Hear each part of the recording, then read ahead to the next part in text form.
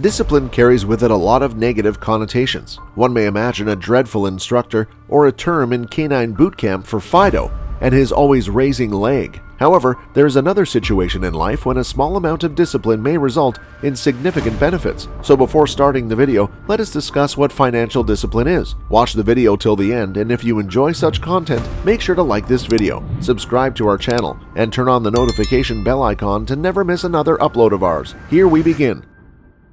Financial discipline is a crucial component of every successful organization. When it comes to a company, handling finances is a significant duty that organizations occasionally neglect. However, a business that controls its finances effectively and understands where its money is coming from and going is more likely to reach its goals and objectives sooner and is better equipped to handle the worst-case circumstances. It would be difficult to control costs without financial discipline and planning, and occasionally you might spend more than is necessary. But on the other hand, you would be spending as much as you like because you did not have a strategy to follow and did not have any financial constraints. Why is financial discipline crucial? You may accomplish your major objectives more quickly with financial discipline than with a haphazard saving strategy. Following your budget and foregoing luxuries like a morning cappuccino or an expensive new pair of running shoes may enable you to achieve your financial goals sooner than you initially thought possible. Let's discuss some examples of self-control. Many different activities, including preparation, self-monitoring, and persistent effort, are all parts of self-discipline. As you can see, self-discipline is a crucial life skill that affects various things,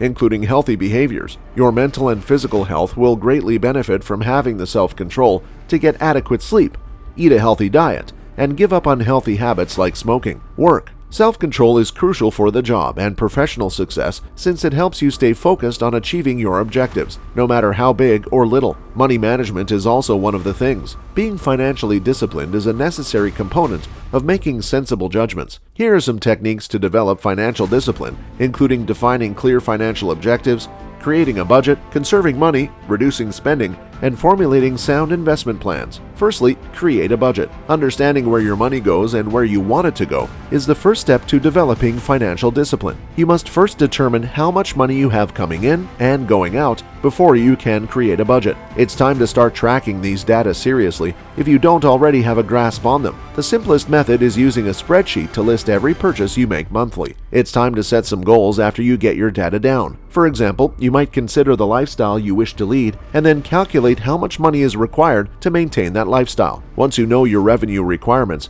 it is time to make cuts. The greatest place to start is with monthly expenses that aren't absolutely required to maintain your existing lifestyle, such as entertainment subscriptions or gym memberships. Then, once those are gone, consider making adjustments in other areas where you may save money, such as your mobile phone plan, power use, dining out less, insurance premiums, shopping list, debt repayment, etc. Secondly, consider the long term. To acquire financial discipline, you must carefully consider your alternatives. This is giving your decisions some thought and seeing if they align with your situation, goals, needs, and priorities. You might wish to ask yourself the following questions like, what are my requirements and financial objectives? Will I be content with a basic existence? Or do I desire an expensive way of living? Am I attempting to build up my savings as a safety net for unforeseen costs like medical bills or auto repairs? Or am I saving up for something particular, like my child's college tuition? Do I already have enough money saved up for retirement so that I may live comfortably in my later years?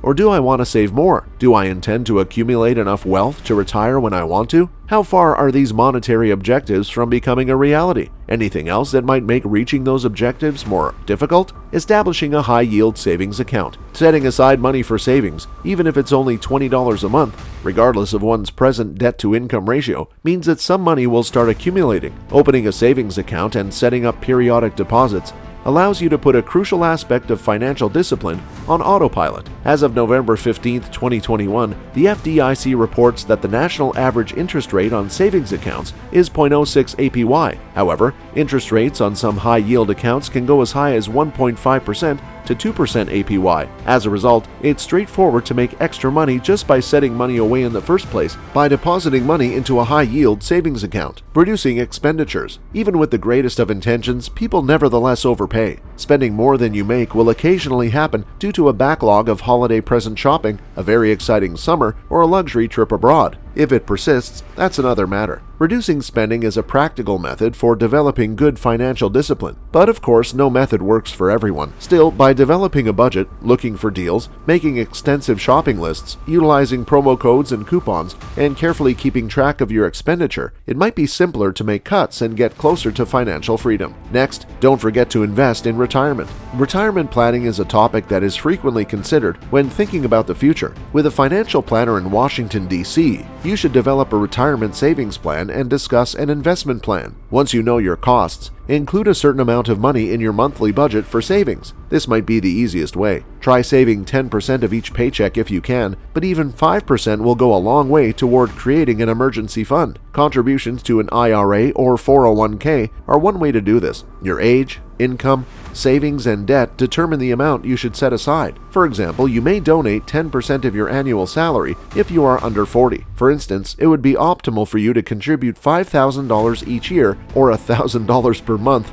if your annual salary was $50,000 and you were 30. Consider contributing at least 15%, preferably 20%, of your annual salary if you are between the ages of 40 and 50. For example, if a person was 45 years old and made $60,000 per year, they would need to contribute around $9,000 or $1,500 per month to their 401k or IRA account. Take care of yourself first. The golden rule is to pay yourself first. That indicates that if you want to save money, you should pay yourself before doing anything else. In other words, if your monthly take-home income totals $3,000 and your bills come to $1,500, you will need to save $500 to have any money left over to pay off debt or invest in the future. This does not mean that all of your income should be used for investing or paying off debt. Rather, it means that a portion of every dollar you earn by working hard every day at your job can be set aside through automatic transfers from checking accounts to saving accounts so that you will have enough money on hand for unexpected expenses or when taxes are due. Establish goals. You need to set objectives if you're serious about developing financial discipline. You'll probably ramble around aimlessly if you don't establish goals, trying to mend things that don't matter or aren't broken.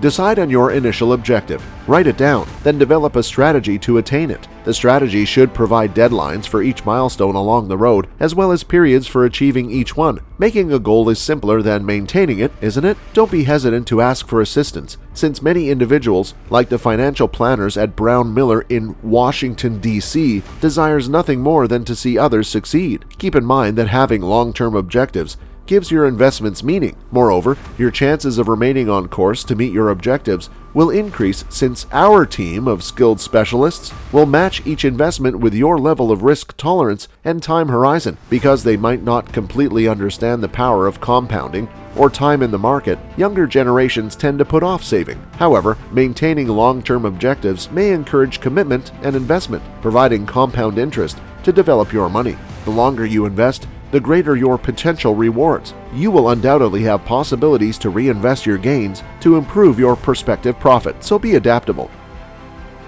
What do you think about these ways? Let us know in the comments below.